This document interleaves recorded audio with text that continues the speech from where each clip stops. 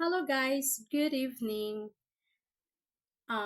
Kakagaling lang namin sa labas at nung dumaan kami sa may bandang open canal, so may nakita kaming, isa ito sa mga paborito ko talagang gulay. So may nakita kami kasi bihira mo siyang makikita sa palengke. So, eto siya guys. Hindi ko alam kung sino yung nakaka-relate. Kung Ilonggo ka, syempre nakikita mo to at nakakain mo to. Ito yung tinatawag naming takway.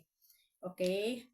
Ito yung alam yung sa gabi, parang gabi siya, yung nakaano to sa sa root ng gabi. So ito siya, takway. So ang sarap nito sa isda.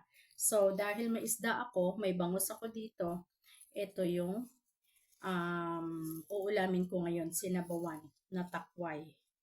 So tuwang-tuwa ako kasi the last time na kumain ako nito is tagal na.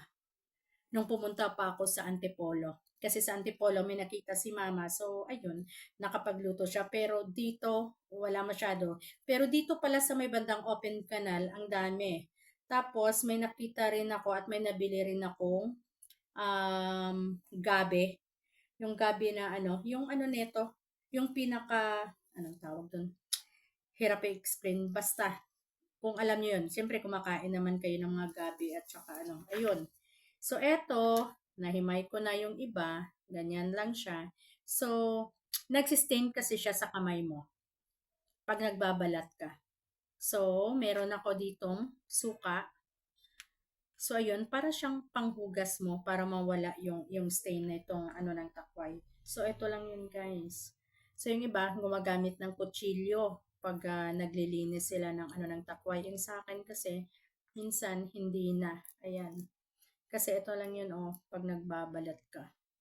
Babalatan mo lang talaga siya.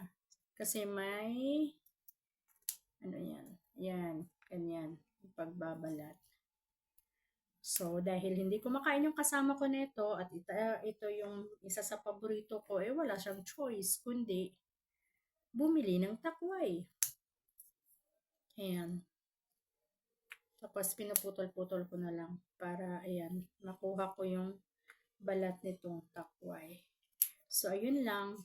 So, mamaya, ang ulam ko is takway or isda na may takway. At yung pampaasim ko kasi is suka lang. Pero sa probinsya, talaga, ang ginagamit namin dito is yung batuan.